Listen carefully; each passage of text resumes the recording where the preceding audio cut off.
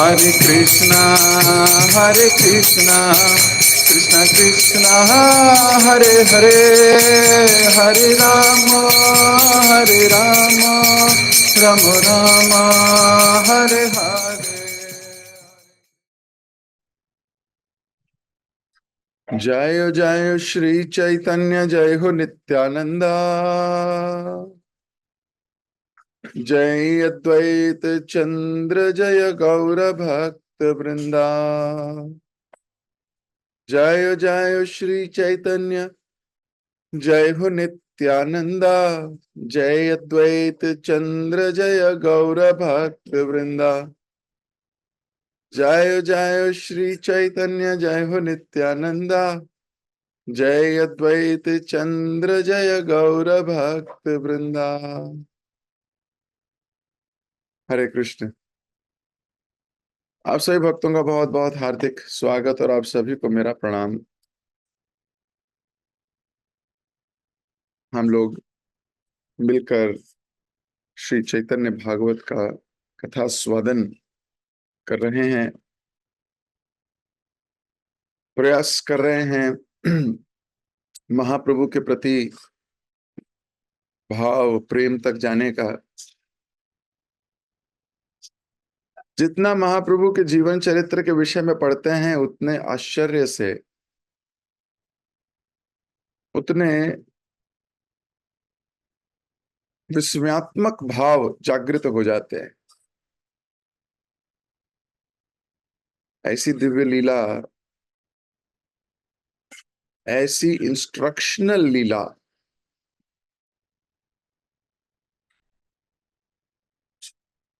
जब भगवान ने गीता कही थी तो गीता में इंस्ट्रक्शंस दे दिए थे। ये यथा माम प्रपद्यते तांस तथा भजाम्यहम्, माम एकम शरणं व्रज व्यवसायत्मिका बुद्धि एकः कुरु नंदना, मन मना मद भक्तो मद्दाजी माम नमस्कुरु। बहुत सारे इंस्ट्रक्शंस भगवान ने गीता में दे दिए हमें। अब गीता में इंस्ट्रक्शन दे दिए, लेकिन इंस्ट्रक्शन तो भारी है। और कैसे जिए इतने इंस्ट्रक्शंस को, कैसे जिए ऐसे इंस्ट्रक्शंस को? तो भगवान ने सोचा कुछ एग्जाम्पल देने पड़ेंगे लोगों को। तो कुछ एग्जाम्पल्स देते हैं। कैसे एग्जाम्पल्स देते हैं? तो एग्जाम्पलीफाई करने के लिए श्रीमद् भागवतम का गठन किया। श्रीमद् भागवत के रूप में इस संसार में प्रकट हुए। पहले स्वयं कृष्ण आए, उसके बाद कृष्ण ही भागवत के रूप में आए। जब भगवान पानी बनना चाहते हैं तो गंगा बन जाते हैं, जब पत्थर बनना चाहते हैं, गिरी बनना चाहते हैं तो गोवर्धन बन जाते हैं। तो वो जो चाहते हैं वो बनते हैं। तो ऐसे ही वो ग्रंथ बनना चाहते थे तो भागवतम बन गए। किस लिए? ताकि लोग उदाहरण देख के समझ पाएं कि जो भगवान ने गीता में कहा है उसका पालन कैसे होता है। तो एग्जाम्पलीफाई किया किस में? भागवतम। फिर भगवान ने सोचा कि भागवतम भी पढ़ रहे हैं लेकिन भाव रूपांतरित नहीं हो रहे। नादिया जैसी जगह में, जैसे हमने थोड़े दिन पहले पढ़ा था कि वो भागवतम का गढ़ बन गया था पढ़ने पढ़ाने का, लेकिन भक्ति गायब थी। भागवतम थी, भक्ति गायब थी। तो भगवान ने सोचा क्या करा जाए। भगवान ने बोला खुद जाया जाए। भगवान चैतन्य महाप्रभु के रूप में आ गए कि मैंने संदेश दिया था गीता में, उसके बाद एग्जाम्पल्स भी दिए, लेकिन अब डेमो देने की बारी है। अभी डेमो देना पड़ेगा, जीना कैसे है। तो भगवान ने खुद महाप्रभु का रूप धारण किया, भक्त के रूप में। पूरा जीवन एक शरणागत भक्त के रूप में व्यतीत किया और वही सिखाई। महाप्रभु ने एक अंग सिखाया है सबसे महत्वपूर्ण, वह है शरणागति। इसलिए भजन, कई भजन लिखे गए उसके ऊपर। अत्यंत दुर्लभ प्रेम करी बारे दान, सिखाई शरणागति वैष्णव राह प्राण। शरणागति सिखाई महाप्रभु ने और कृष्ण प्रेम दे दिया। जो जो शरणागत हुआ, डुअलिटीज से हटके, सुख दुख हानि लाभ मान सम्मान, इन सब से पार होकर महाप्रभु के शरणागत हुआ, नित्यानंद प्रभु के शरणागत हुआ, महाप्रभु ने उनको कृष्ण प्रेम दे दिया। जगाई मधाई उसके साक्षात उदाहरण है। जगाई मधाई का उद्धार हुआ, कल हमने पढ़ा क्लास में। ना केवल उद्धार हुआ, महाप्रभु ने वैष्णव अपराधियों को नरकों तक भेज दिया। महाप्रभु ने वैष्णव की निंदा करने वाले और दोष देखने वालों को नरकों तक भेजने का प्रण दिया। और महाप्रभु ने कल आज्ञा दी कि प्रत्येक व्यक्ति को चाहिए कि वह सावधानी पूर्वक दोष ढूंढने की प्रवृत्ति से बचे। प्रवृत्ति is your nature, conditioning, habit. प्रवृत्ति जैसे इस संसार में बहुत सारे ऐसे लोग हैं जो घर गृहस्थी छोड़कर संन्यास धारण करते हैं, लेकिन सही परंपरा से ना जुड़े होने के कारण, इनफैक्ट किसी भी परंपरा से ना जुड़े होने के कारण, उनके हृदय में इंद्रिय तृप्ति की भावना हमेशा जागृत रहती है। वो इस भावना को छोड़ नहीं पाते। अक्सर आप देखते हो घरों में, कॉलोनीज में, कई जगहों पर वो आते हैं, धन मांगते हैं और फिर बीड़ी पीते हैं, सिगरेट पीते हैं, नशा इत्यादि भी करते हैं। मैं सबकी बात नहीं कर रहा, मैं कुछ की बात कर रहा हूं।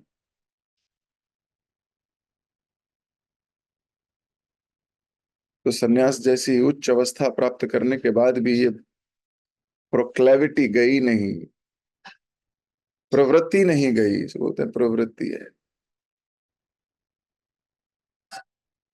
तो महाप्रभु ने कल बहुत स्ट्रॉन्ग इंस्ट्रक्शन दिया, प्रत्येक व्यक्ति को चाहिए।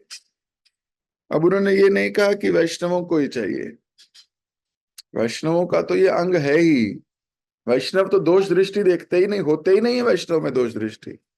वैष्णवेरा गुणग्राही ना देखी दोष, काया मन वाक्या करे वैष्णव संतोष।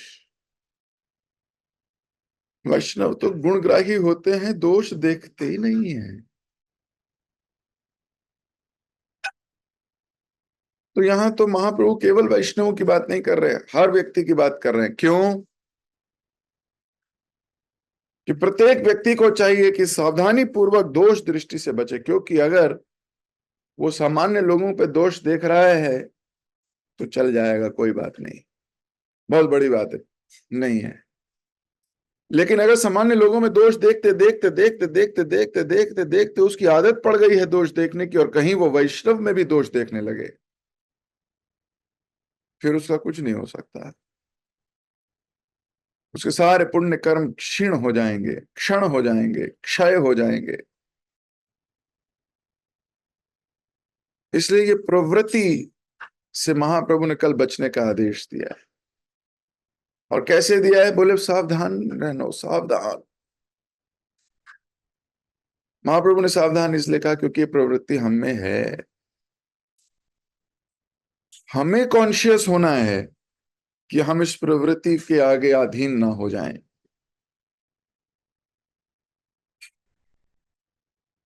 क्योंकि आदत आदत आदत आदत आदत आदत आदत आदत आदत, इसमें दोष देखा, उसमें दोष देखा, उसमें दोष देखा, उसमें दोष देखा, तो इतनी आदत पड़ गई कि वैष्णवों में भी दोष देखने लगे। जब दोष देखे तो महाप्रभु ने कहा मैं उन्हें निम्न तक नरकों में भेज दूंगा। अपनी भगवत्ता का प्रदर्शन करते हुए भगवान ये बात कहते हैं। कीर्तन के पश्चात महाप्रभु घेरा बनाकर भक्तों के बीच बैठ गए। सबके शरीर पर धूल की मोटी परतें जमी थी, परंतु फिर भी अत्यंत पवित्र और तेजोमय दिख रहे थे। देखिए वृंदावन दास ठाकुर कैसे लिख रहे हैं। डांस किया है, जमीन पे लोट पोट हुए हैं, और उन दिनों में ऐसा नहीं होता था कि जमीन पे वेट्रीफाइड टाइल लगी हुई हैं, नाचो और बैठ जाओ, कोई गंदगी नहीं होगी। कच्चे घर थे, माटी का लेप होता था। अब उस घर में अगर आप उठा पटक करोगे, उस घर में आप लोटोगे पोटोगे, तो ये नहीं सोच सकते कि कपड़ों पर मिट्टी नहीं लगेगी। बोल रहे मोटी मिट्टी की परत चढ़ गई थी, मतलब गंदे हो गए थे कपड़े, लेकिन कितने पवित्र दिख रहे थे और तेजोमय दिख रहे थे। ये वैष्णवों का गुण है। और महाप्रभु और वृंदावन दास ठाकुर यहां ये बताना चाहते हैं कि मनुष्य को बाहरी दृष्टि से देखने की आवश्यकता नहीं है।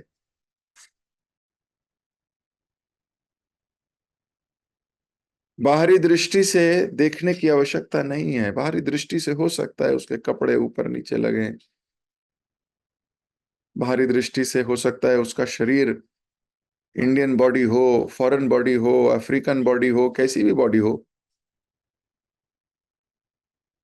बाहरी दृष्टि से वो काला हो, वो गोरा हो, वो ब्रिटिश हो, वो किसी भी कॉम्प्लेक्शन का हो, भक्त भक्त है। अगर आप में वो आंख है तो आप पहचान लोगे। अगर आप के अंदर वो ज्ञान रूपी आंख आ चुकी है तो आप देख लोगे। ज्ञान अंजना चुरित, प्रेम अंजना चुरित भक्ति विलोचने।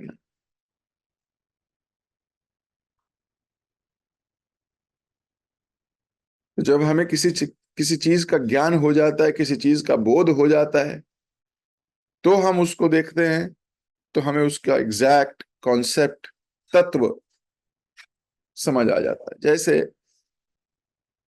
थोड़े समय पुरानी बात बताता हूं। मैं अब कुछ भक्तों के साथ हम लोग काम्य वन में थे। तो काम्य वन में व्योमासुर की गुफा के पास ही कुछ लोगों ने अपना घर भी बनाया हुआ है नीचे जाके। तो मैं ये नहीं कहूंगा कि बहुत लोग हैं, लेकिन कुछ लोग रहते हैं कुटिया सी बना के। तो हम वहां से जा रहे थे तो मैंने देखा तकरीबन 3-4 साल का बच्चा रहा होगा। वो 3-4 साल के बच्चे ने एक सांप के गले में रस्सी बांध के उसको खींचता हुआ जा रहा था। ठीक उसी प्रकार जिस प्रकार बचपन में हम एक गाड़ी के ऊपर रस्सी बांध देते थे और ऐसे खींचते हुए चला करते थे। छोटी सी टॉय कार या कोई खिलौने को बांध लेते थे। वो बच्चा जा रहा है, मैं यहाँ भयभीत हो रहा हूं।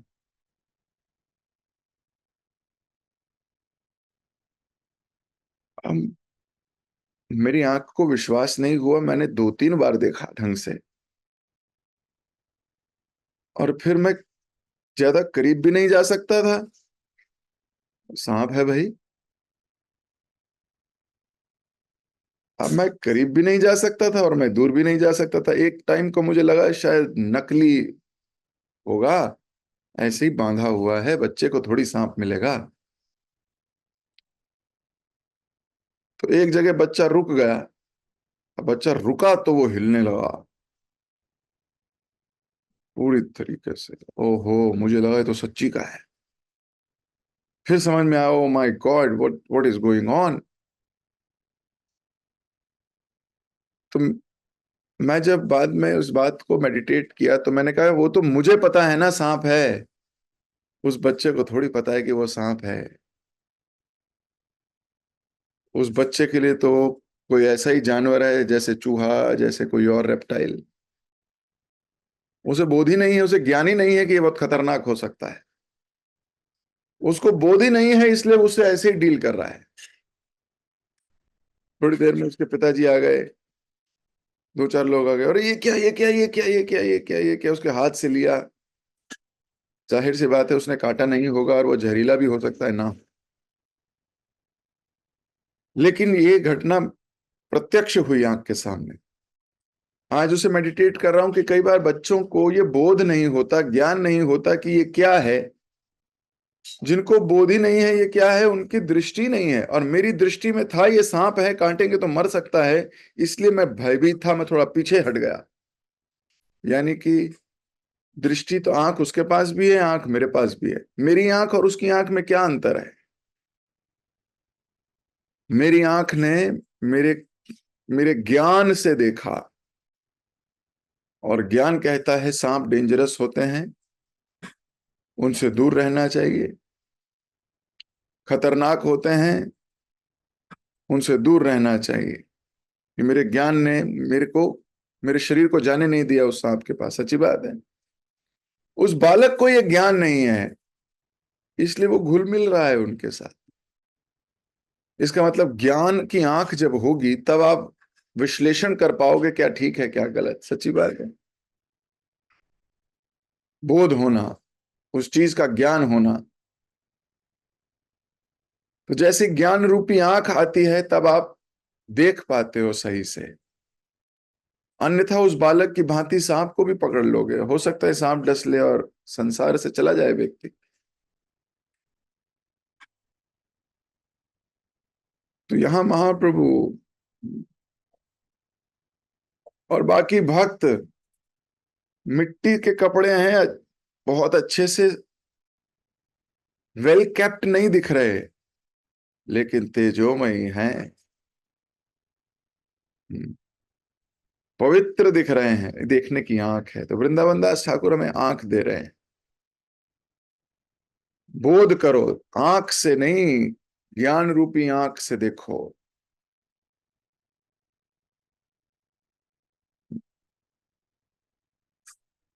हंसो हंसो, बको बको। बगुले में और हंस में यही अंतर है।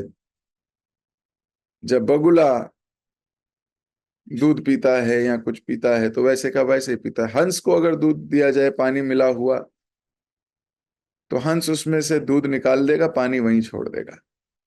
ये हंस की क्वालिटी है। उसी एक चीज में से पानी मिला हुआ दूध आप बगुले को दीजिए, वो पूरा पिएगा, उसको पता भी नहीं लगेगा क्या दूध है क्या पानी। आप हंस को दीजिए, वो उसमें से दूध, पानी में दूध मिला है लेकिन वो दूध को ले जाएगा और पानी वहीं छोड़ देगा। This is the quality. So देखने की दृष्टि। तो शास्त्र हमारा विजन चेंज करने में लगे। It is not about changing the situation, nobody can change the situation. परिस्थिति को कोई नहीं बदल सकता। परिस्थिति को बदलने का दृष्टिकोण को, बदला जा सकता है।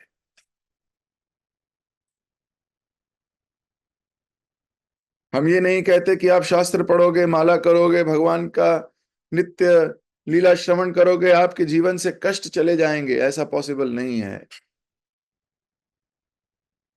हाँ, लेकिन कष्टों को देखने की दृष्टि इतनी बदल जाएगी कि कष्ट कष्ट लगेंगे नहीं। ये सच है। परिस्थिति नहीं बदलेगी, दृष्टिकोण बदल जाएगा। इग्नोर कर पाओगे, टॉलरेट कर पाओगे, चुभेगा नहीं कुछ भी।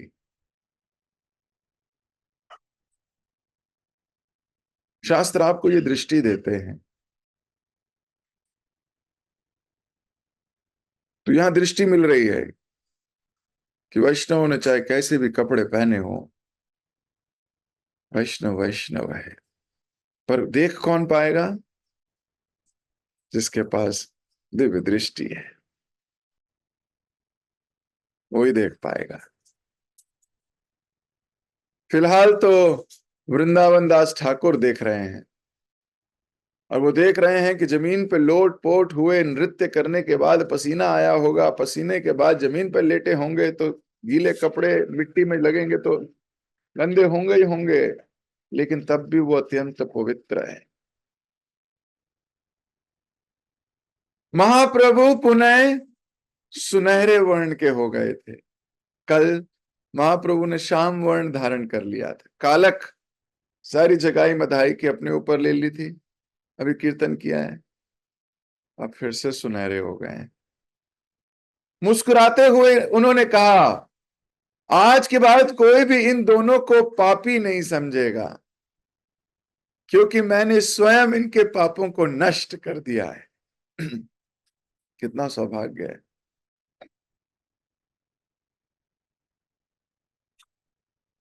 मैं स्वयं अपनी शक्ति के माध्यम से इनके शरीर में प्रविष्ट हुआ हूं, और अब वे उसी शक्ति के द्वारा खाएंगे, चलेंगे, बातें एवं कार्य करेंगे। मेरे निकलते ही ये भी अपने शरीर त्याग देंगे। आज तक इन्होंने जो भी कार्य किए हैं, वे शारीरिक चेतना में रहते हुए मिथ्या अहंकारवश किए हैं। फलस्वरूप वह स्वयं को अपने कार्यों के कर्ता मानते हैं, परंतु आज से निसंकोच इनकी गणना वैष्णवों में की जाएगी। हरि बोल। महाप्रभु ने अभी उन्हें दीक्षित कर दिया है। महाप्रभु ने अभी उनके ऊपर लगा दिया लेबल कि अभी वैष्णव हो गए। महाप्रभु ने कहा कि पहले ये अपने को शरीर मानते थे और सोचते थे मैंने किया। जब व्यक्ति सोचता है मैंने किया, यहां से उसकी प्रॉब्लम शुरू होती है, क्योंकि जब मैंने किया तो उसे मैंने किए का क्रेडिट चाहिए। मैंने किए का क्रेडिट नहीं मिलता तो ईर्ष्या, द्वेष, अनासक्ति, शुष्क वैराग्य इत्यादि उत्पन्न होता है। और जबकि व्यक्ति ये सोचता है कि मैं होता कौन हूं करने वाला, भगवत गीता में भगवान बोलते हैं, अहंकार विमूढ़तात्मा कर्ता अहम इति मन्यते। अहंकारी व्यक्ति ये सोचता है ये उसने किया, विनम्र व्यक्ति सोचता है मैं तो आज्ञा पालन किया। 5वें अध्याय में भगवत गीता में भगवान कृष्ण अर्जुन को सांख्य योग और कर्म योग के बीच का डिफरेंस और भक्ति योग बताते हैं। और कितनी खूबसूरती से प्रभुपाद जी उसके भक्ति वेदांत परपट्स में उसके सारे डाउट ही क्लियर कर देते हैं। पढ़ने वाले लेख पाठक के सारे डाउट समाप्त हो सकते हैं। किस प्रकार कर्म करना चाहिए, कई परपट्स में प्रभुपाद जी ने लिखा कि कृष्ण भावनामृत में रहते हुए कर्म करने, गुरु की आज्ञा के अनुसार कर्म करते हुए व्यक्ति कर्म बंधनों से नहीं बंधता। एक परपट में तो प्रभुपाद जी लिख रहे थे, किसने कहा कि अर्जुन युद्ध में लोगों को मार रहा था? अर्जुन वध नहीं कर रहा था, अर्जुन आज्ञा पालन कर रहा है। इस प्रकार वे किसी प्रकार के कर्म बंधन में नहीं फंस रहा था, ऐसा लिखा प्रभुपाद जी ने। इस प्रकार वह किसी कर्म बंधन में नहीं फंस रहा था। जब तक व्यक्ति ये सोचता है ही इज डूइंग, तब तक कर्म उसको बांध देते हैं। और कोई भी व्यक्ति जो इस भौतिक संसार से आध्यात्मिक संसार की तरफ जाना चाहता है, वो इस घृणित कार्य में नहीं फंसेगा।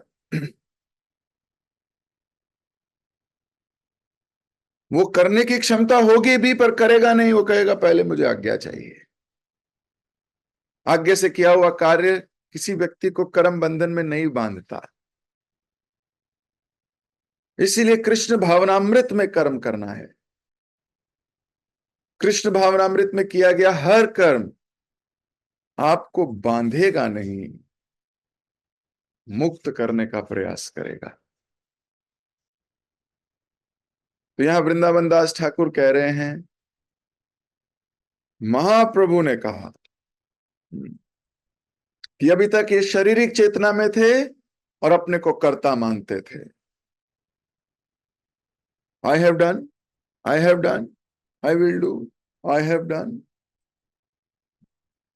लेकिन अगर दास की भावना से कोई कार्य किया जाए, आप किसी कार्य की का श्रेय नहीं लेना चाहोगे,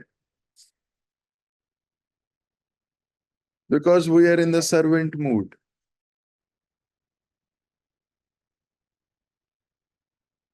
तो यहां लिखा गया मिथ्या अहंकार वश किए हैं। तो हमें भी टटोलना चाहिए अपने हृदय में, अपने जीवन में, कि मैं अगर कोई कार्य करता हूं तो क्या मैं अपने आप करता हूं, अपने मन से करता हूं, या मैं शास्त्र उन्मोदित,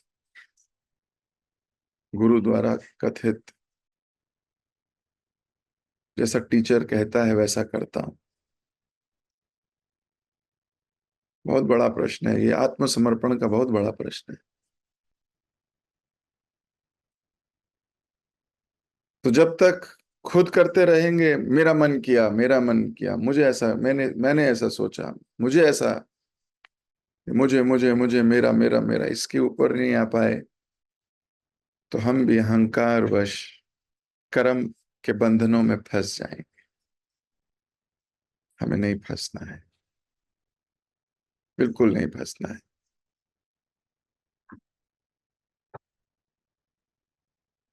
तुम सब कृपया ध्यान ध्यान पूर्वक सुनो।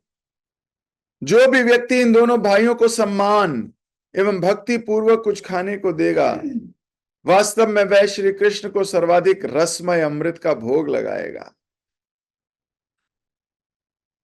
प्रेम पूर्वक इन दोनों को दिया गया एक पत्ता भी श्री कृष्ण के लिए अमृत समान होगा। महाप्रभु महावदान्याय है बाबा। तो महाप्रभु कह रहे हैं अभी हो गए कौन? वैष्णव। कौन कह रहा है? महाप्रभु स्वयं कह रहे हैं। महाप्रभु बोले वैष्णव, तो फिर वैष्णव है ना।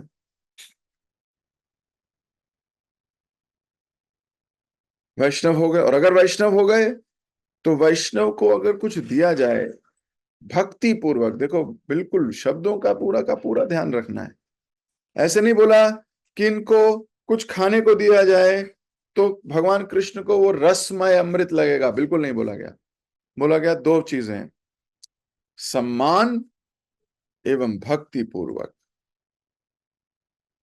आप किसी भी वैष्णव को अगर सम्मान और बड़ी श्रद्धा से कुछ दो, प्रसाद पाने को ही दो, वास्तव में कृष्ण को प्रसन्नता होती है। इससे कृष्ण रिझ जाते हैं, क्योंकि वो कृष्ण का निज पार्षद है, भगवान का निज जन है। भगवान का नित्य दास है।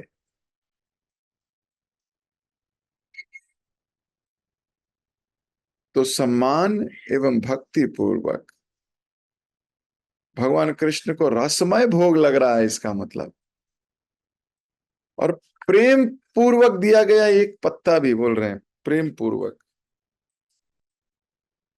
ऐसे नहीं कि ये तो मुझे देना ही है, मुझे करना ही पड़ेगा, सोसाइटल प्रेशर है, सारे लोग कर रहे हैं, मैं नहीं करूंगा तो अजीब लगेगा, चलो मैं भी कर देता हूं, अब रहना तो है ही। ये कोई, you are not pleasing Krishna. हाँ, ये भी बेटर है ना करने से, ये भी बेटर है, ये भी आपको सुकृति बटोर देगा। लेकिन यहाँ महाप्रभु बोल रहे हैं प्रेम पूर्वक अगर दिया है तो बहुत बड़ी बात है। सो यानी कि कार्य करना है तो उसके पीछे प्रेम और भक्ति है और सम्मान लाना पड़ेगा।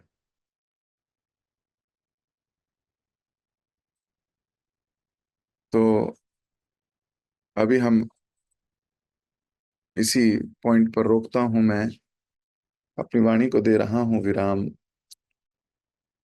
विचार करने योग्य बहुत सी बातें आज हमें मिली हैं।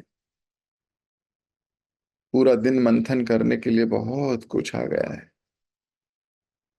हर रोज महाप्रभु हमें कुछ ऐसी बात दे जाते हैं जिसको पूरा दिन हम चिंतन मनन कर सकें। हर वो भक्त जो मनन नहीं कर पाएगा, वो भक्ति सृजन भी नहीं कर पाएगा।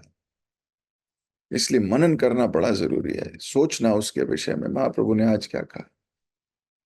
इसीलिए तो पढ़ रहे हैं। जो हमारे चिंतन में इस संसार की हजारों चीजें घूमती रहती हैं, मनन करते रहते हैं,